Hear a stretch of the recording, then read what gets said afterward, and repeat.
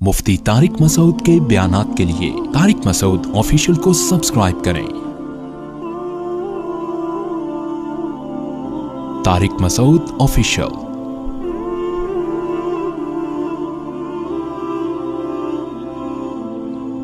اکثر میں ایک واقعہ بیان میں سناتا ہوں۔ ایک بادشاہ نے ایک بزرگ سے کہا کہ میں آپ کو اپنی آدھی سلطنت گفٹ میں دینا چاہتا ہوں۔ کس میں دینا چاہتا ہوں؟ آپ کو آدھی سلطنت مل جائے تو آدمی تو خوشی سے بے ہوش ہو جائے نا۔ ان بزرگ نے کہا کہ میری نظر میں تیری اس سلطنت کی قیمت مچھر کے پر کے برابر بھی نہیں ہے۔ بھائی کیوں بھائی؟ انہوں نے کہا میرے پاس جو نعمتیں ہیں نا، جو گاڈ گفٹڈ نعمتیں جو اللہ نے مجھے بغیر کسی محنت کے دی ہیں، ان نعمتوں کی قیمت تیری اس سلطنت سے زیادہ ہے۔ بادشاہ بڑا حیران ہوا، یار یہ دیکھنے میں تو فقیر سا لگتا ہے، کپڑے بھی دیکھو پھٹے پرانے، اور اس کے پاس اتنی دولت اور اتنا کچھ، اس کے پاس سرمایہ پتہ نہیں کہاں چھپا کے رکھا ہوا ہے اس نے، جو میری پراپرٹی سے بھی زیادہ ہے۔ تو بادشاہ نے بلا لیا۔ بادشاہ لوگ تو بڑے لالچی ہوتے ہیں نا، بھائی کہاں رکھا ہوا ہے بھائی؟ تو بادشاہ نے بلا لیا۔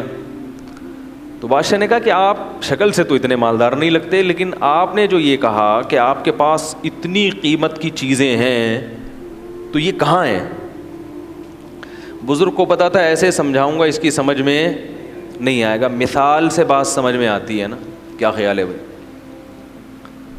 لوگ مجھے کہتے ہیں بیان میں قرآن حدیث کم ہوتا ہے، مثالیں ادھر ادھر کی زیادہ ہوتی ہیں۔ قرآن حدیث ہوتا ہے، اسی کو سمجھانے کے لیے مثالیں دی جاتی ہیں۔ خود قرآن اور حدیث میں اللہ کے نبی نے بہت سی مثالیں دی ہیں، عام انسانوں کی مثالیں دی ہیں، مچھر کی مثالیں دی ہیں۔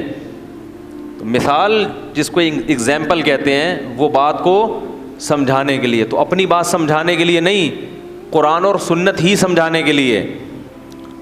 ورنہ قرآن تو پڑھ لیں آپ، سبھی پڑھتے ہیں، اس کو ڈیفائن کرنا یہ مشکل کام ہوتا ہے کہ یہ کس طرح سے لوگوں کے دماغ میں یہ بات اتر جائے۔ خود نبی نے بھی بہت سی مثالیں دی ہیں، اپنی بات کو سمجھانے کے لیے نبی کیا دے رہے ہیں؟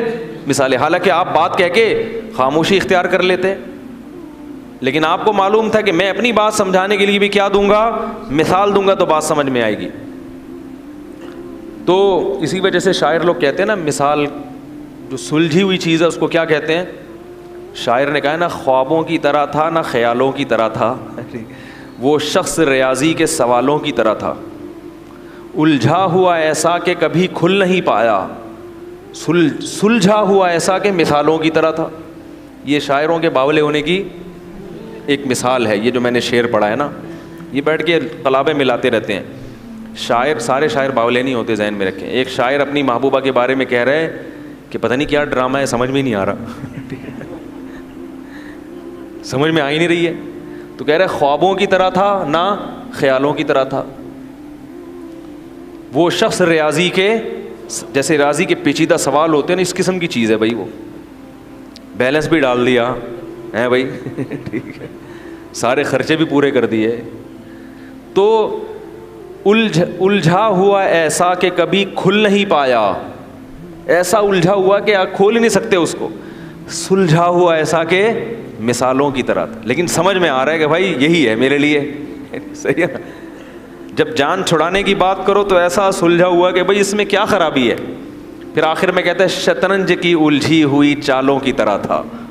سمجھ میں آ رہی ہے بات؟ نہیں آ رہی تو یہ زیادہ اچھا ہے، اس قسم کی باتیں سمجھ میں آئیں تو خطرناک ہے، نہ سمجھ میں آئیں تو زیادہ اچھا ہے۔ خیر، تو مثال سے بات سمجھ میں آتی ہے۔ کیا کہہ رہا تھا میں؟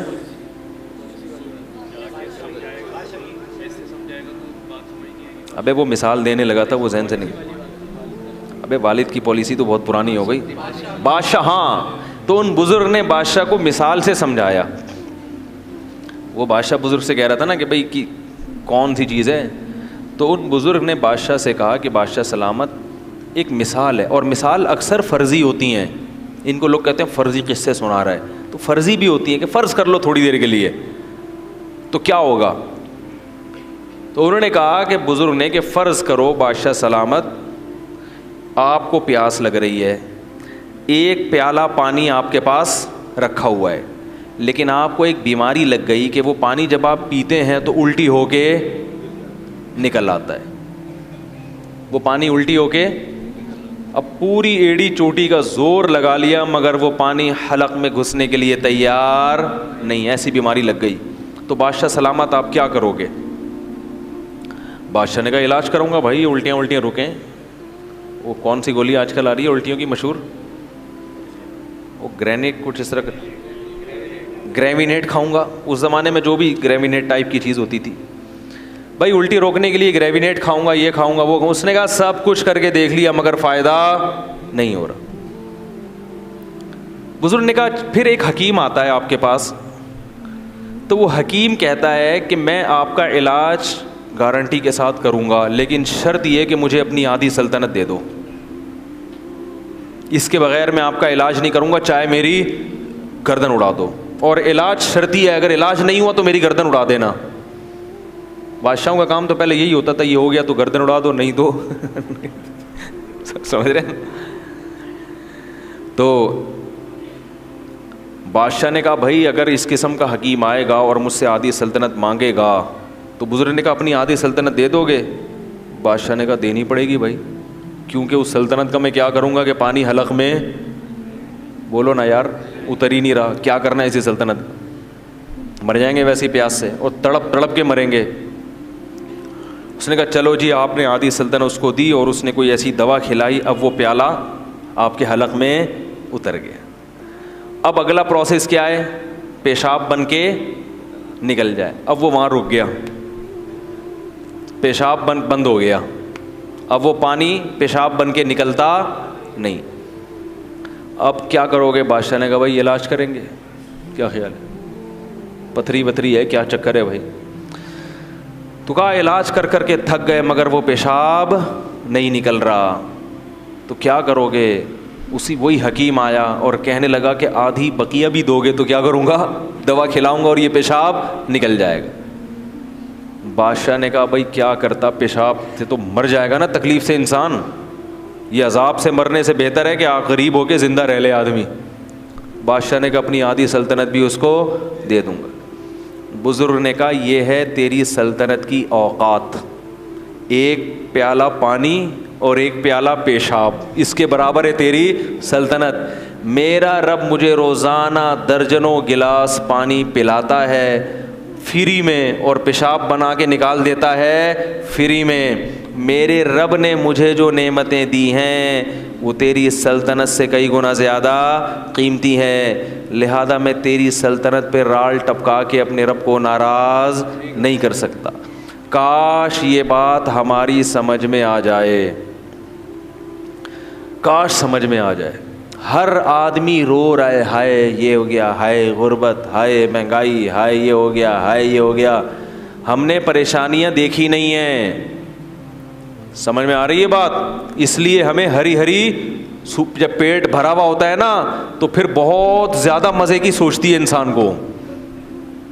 آج غربت مسئلہ نہیں ہے دنیا کا, یاد رکھو. ہیں غریب وہ بہت تھوڑے ہیں, اور وہ بہت بڑے بڑے غریب بھی موجود ہیں, لیکن جو میجورٹی ہے ان کا مسئلہ غربت نہیں ہے, ان کا مسئلہ ناشکری ہے.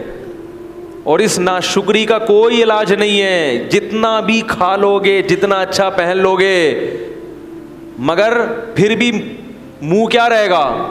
قرآن نے مثال دی ہے نا, ان تحملہ یلہث او تترکہ یلہث. اللہ نے کتے کی مثال دی ہے کہ اس کے سامنے بوٹی ڈالو تو بھی زبان اس کی لٹکی ہوئی ہے, پیٹ بھرا ہوا ہو تو بھی زبان لٹکی رہے گی, اور پیٹ خالی ہو تو بھی زبان لٹکی رہے گی اس کی. یہ حال ہو گیا ہے. دیکھتے نہیں اپنے حکمرانوں سے سبق نہیں لیتے؟ 5 ارب ڈالر قرضہ واپس کروایا جا رہا ہے. باتیں ہو رہی ہیں واللہ عالم ہے یا نہیں, لیکن اگر یہ سچ ہے تو یہ کم ہے. 5 ارب ڈالر یعنی سوچنے میں آتا ہی نہیں ہے کہ کتنا ہوگا.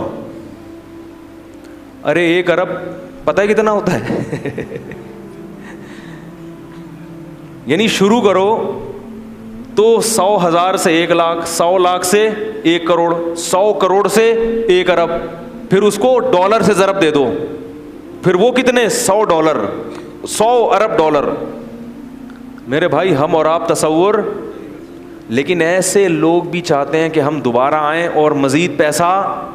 یعنی یہ وہ لوگ ہیں کہ اگر یہ 5-5 ہزار کے نوٹ کو چائے میں ڈبو کے کھانا شروع کرتے ہیں, خود نوٹ کھانا شروع کرتے ہیں, ان کی زندگیاں ختم ہو جائیں گی مگر وہ نوٹ ختم نہیں ہوں گے. کتنی بڑی عبرت ہے اس واقعے میں کہ اصل مسئلہ دولت نہیں ہے, ہوس ہے. جس میں ہوس ختم ہو جائے تو اس کو یہ بہت لگے گا جو نعمتیں ہم کھا رہے ہیں. یہ جو اولاد روکنے کی بات کرتے ہیں نا, ہوس کے مریض ہیں. یہ چاہتے ہیں ہم کروڑ پتی ہو جائیں, ہمیں ایک دھیلا بھی اپنی اولاد پہ خرچ نہ کرنا پڑے. اور جس کو سمجھ میں آ گیا کہ رازق اللہ ہے اور جو رزق ہمیں مل رہا ہے بہت ہے, وہ میرے بھائی درجن بچوں پر بھی پریشان, بولو بھائی, نہیں ہوگا. وہ نہیں ہوگا پریشان, وہ اس پہ بھی خوش ہوگا. تو یہ جو ہماری باتیں ہیں نا, یہ جب سمجھ میں آئیں گی جب دنیا کو کیا سمجھیں گے, مسافر خانہ, اور اللہ کی نعمتوں کی قدر کریں گے. یہ دماغ میں بٹھا لیں کہ ہم میں سے ہر شخص کو اللہ نے بہت سے بھی زیادہ دیا ہے.